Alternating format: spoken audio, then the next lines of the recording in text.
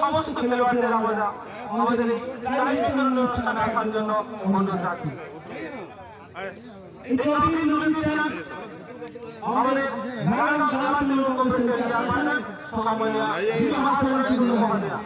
आइए sir side में